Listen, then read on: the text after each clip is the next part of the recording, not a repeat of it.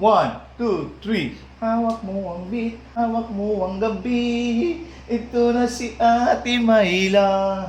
Hawak mo ang beat, hawak mo ang gabi. Mayla. Si Ate Mayla ay namimiss ni Kuya Oliver. Shout out no, si Ate Mayla. Shout out ko lang. Shout out. Oh, Hi, Ate Mayla. I miss you. I miss you too. I love you. I love you Ah, di ba, Ate so Mayla? very much. Oh, di ba? Thank you to anyone, everybody. Oh, yan. You're welcome. Oh, English. English na si Kuya Oliver. Nag-English naman na makawata mong pasubig. Nag-English. Huwag ka magsalita ng Ilocano, hindi nila maintindihan. English. Ng English din. May you speak English. Okay lang. No, you speak English. And- Mayla. Naintindihan ko rin yung mga English ng iba yung hindi ko na. How are you, Mayla? Yung mga Pangasinan. You said, how, you said, Pangasinan, alam mo? ha? Pangasinan. Siyempre, ang tao. Hindi ko alam Pangasinan. Englishin mo nga si Mayla, Adam, dito. May labat na yun. Laba. Englishin mo si Mayla. English. I will tell you, no, I'll tell you, you tell no, like, let me, you. Anong ibig sabihin nun? Oo nga, Dam. at kasi ng yelo. Hindi, anong ibig sabihin ng sinabi mo? Naintindihan mo yung sinabi ni Bandam? Naiintindihan ko din. Siguro, katatapos mo lang nagmerenda, busog ka na. Sulam ni Manuri. Madimuti, jak maawata mo din pa ka na. Sulam. Oo, nakita kami, nagtatanim ng kamuti sa bukid. Napagasam na nagapa kayo na Manuri. Napagasam na kayo. Kanayan. Di agad dadal kayo. Wen. Napagasam nagapa kayo dyan Manuri. Wen. Nakita kami nga doon. Tatanim siya ng kamote sa bukid kasi malawak yung taniman niya.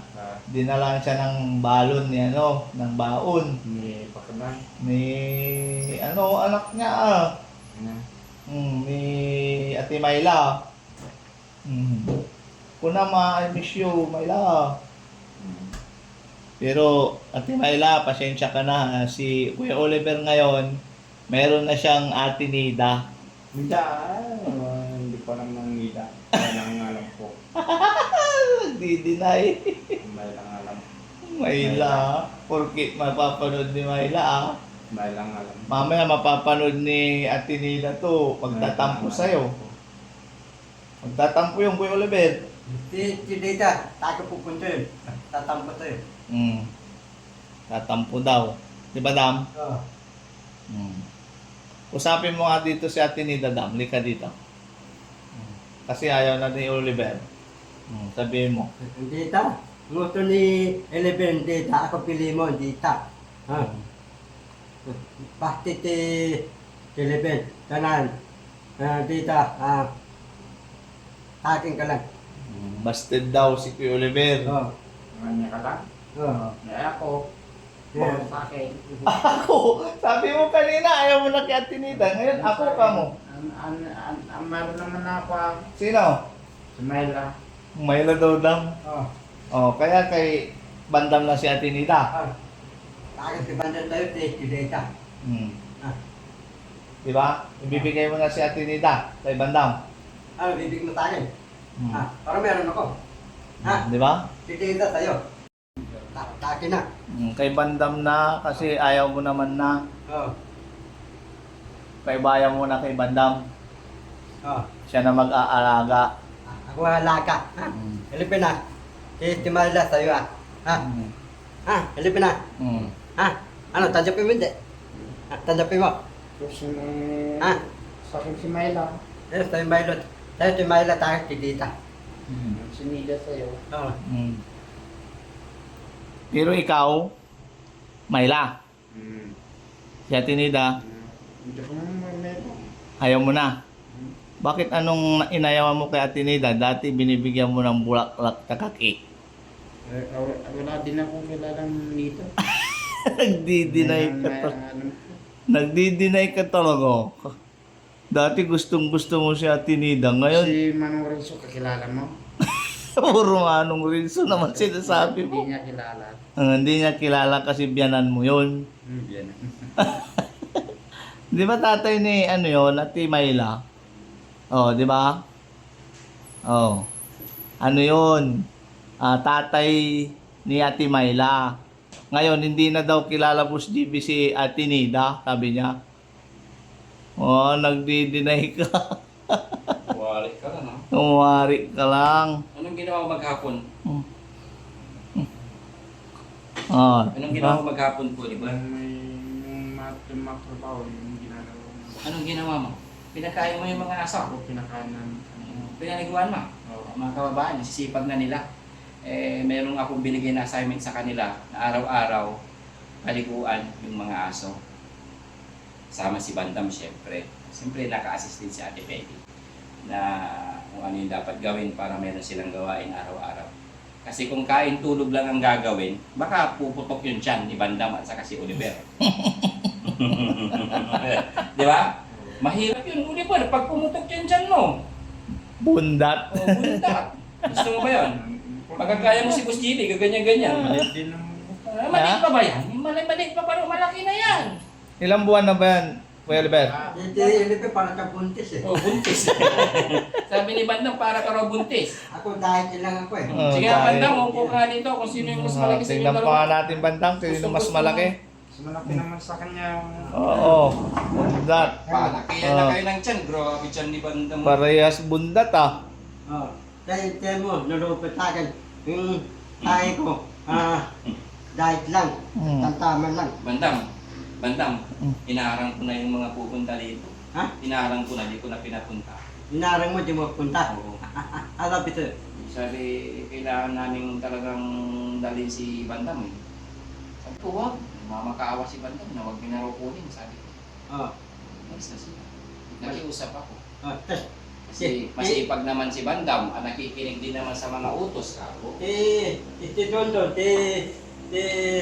Dian, 11. Takot lang papakuha ko. Hindi, kung pakuha eh, ikaw ayaw mo, tas sila gusto mo, hindi maganda, di ba, Kuya Liban? Dapat lahat hindi, no? Opo, yeah. Hindi rin naman magandang alis ka, tas si Bandam may mayon. Kawawa naman sila Bandam, ikaw naman. Gusto mo, ikaw lang yung maging hawa. Para tulog ko, para wala akong agaw. Para wala kang kaagaw sa pagkain? Oo. Ayos Para kung wala nang tila, tulog ko yung pagkain ko. Kasi, Alam mo, kahit nandito sila din naman, hindi nyo rin naman kayang ubusin yung ulam. ulan. Oo, bakit? Nagkukulang ka na ba sa pagkain? Paano naman sabi nagkukulang ka sa pagkain? Gabi nga, nandiyan pa yung mga pagkain, hindi mo nga nakakain, puro kasilpon. Hindi na kahit. Oh. Walang din naman si Kuya Oliver. Ba Kuya Oliver? Opo, yeah. Tanungin mo kung kilala niya pa si Ate Nida, hindi na daw. Hindi mo na makilala si Ate Nida? Man kailangan. Kilala mo? Yung dinala mo ng sliced bread, Opo, yeah. saka palaman. Yung naalala mo yung kumain tayo doon, nagsusubong pa kayo ng bunga ng malunggay. Opo, kilala ko siya. Oo. Pagdating sa akin, tinanong kita, hindi mo kilala. Sabi ko lang yun. Oo, sabi niya lang. Sabi niya lang yun. Alam mo naman si Kuya Oliver, kapag kinausap ko to, talagang nagsasabi ng totoo. Niluloko ka niya. Niluluko mo ko Kuya Oliver Ako daw. Sabi ko lang yun. Sinabi ko na nga eh. Sinabi mo na. Kanina, kilala mo lang si Mayla. Pero Kuya Oliver, sabi mo sa akin ng totoo, hindi naman, bawal lang magsinungaling. May nararamdaman ka ba kay Ate Nida? Meron kuya Meron. nararamdaman na magkapatid na Bilang kaibigan. bilang kaibigan. Yun. Hindi naman. Yun naman ang ano. Akala nyo yun, yung bibigyan ng kahulugan, yung pagbibigay ni Kuya Oliver ng tinapay, bulaklak, dahil sign of friend. No? Kapatid, no? Oo kuya. Eh si Bandam ang Si tanong Bandam mo. ang gusto kong tanungin. Ikaw, Bandam. Sa Kuya Oliver is ang nararamdaman niya bilang kapatid, kaibigan. Ikaw naman, ano yung nararamdaman mo kay Ate Nida? Mamalim Ay, hindi, ayoko nang kasinungalingan, Bandam. Gusto ko yung totoo. totoo yun. Oo, yung totoo. Ano yung nararamdaman mo kay Ate Nida? Mahal ko si Dida. Jesus, sinungaling ko. Sabi mo. Ha? Kaibigan. Bilang, kaibigan. Oo, yung totoo, mga kababayan, si Kuya Oliver yung nagsasabi ng totoo. Alam din naman natin na hindi naman pagmamahal. Ganito lang sila, pero alam nila yung ginagawa nila. Hindi na kagaya dati na kung ano yung sinabi, ginagawa nila. Pero ngayon, alam na nila yung tama at mali.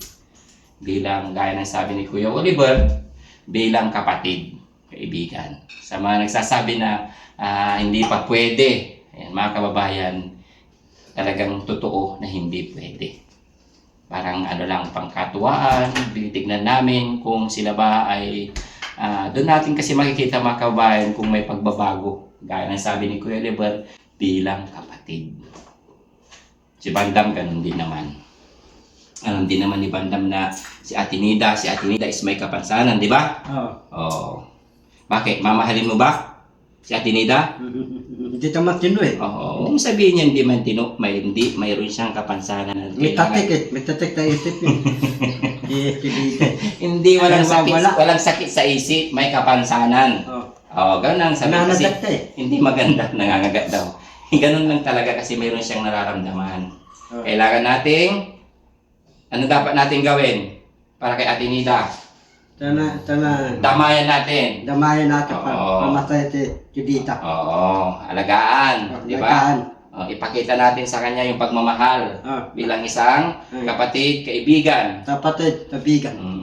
Ganun ang Team Daddy Frankie, no? Ganun. Oh, salamat kay Daddy Frankie. Ali, pasok muna. Salamat, Daddy. Mabuti tao ka. Yun. Mabuti puso Kilala ka. mo si Renzo? Huwag na yung Rinso na naman. Tatay ni Ate Mayla yan eh. Alright. Di ba? Alright. Namimiss mo na siguro talaga si Ate Mayla, no? No? Ha? Namiss mo. Ayaw, family. Renzo. Ha? Renzo. Manong Rinso ang namimiss mo. Pero si Ate Mayla, namimiss mo din. Ha? Hindi. Hindi. O, si Ate Nida na lang. Pasyalan natin. May lang. Si Mayla. Yun mga kababayan, no?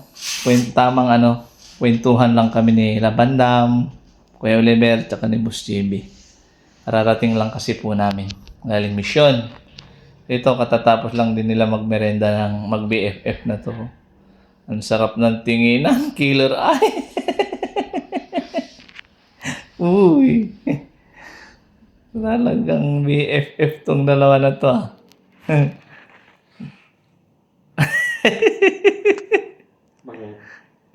Bakit mo tinitig ng ganyan?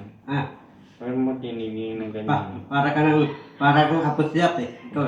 Apusyap ka eh. Ang layo. Ikaw na apusyap. Ako naman yung PA. Okay. Oh, apusyap ka eh. Plus ako. Ako yung PA, ikaw apusyap. Plus ako. Ah, Plus ako. Police. hindi ka naman polis eh. Wala kang pambang. Medicinaryo ako. Ah, Medicinaryo ako. si Marario. Medicinaryo. Hindi, sabi mo, si Marario, sabi mo. Sabi mo, di ba? Ano yun? Sabi mo, si Marario, sabi mo. Seminaryo. Ah, Malayo. ano, tama? Tama niya. Oo. May senaryo. Galing na itong dalawang mag-BFF na to. Ang galing ng kwentuhan nila. Manurin siya. Napadasan mo na kinanga pa din mang press aday. Wala. Adi manong rin siya. Namimiss mo. Napadasan mo na kinangat aday. Well, ibalay niya. Nakita ko dun si Ate Mayla, expo. Ngayon, may na. Nakita ko nga. Ganda. Ni Ate Mayla. Miss mo.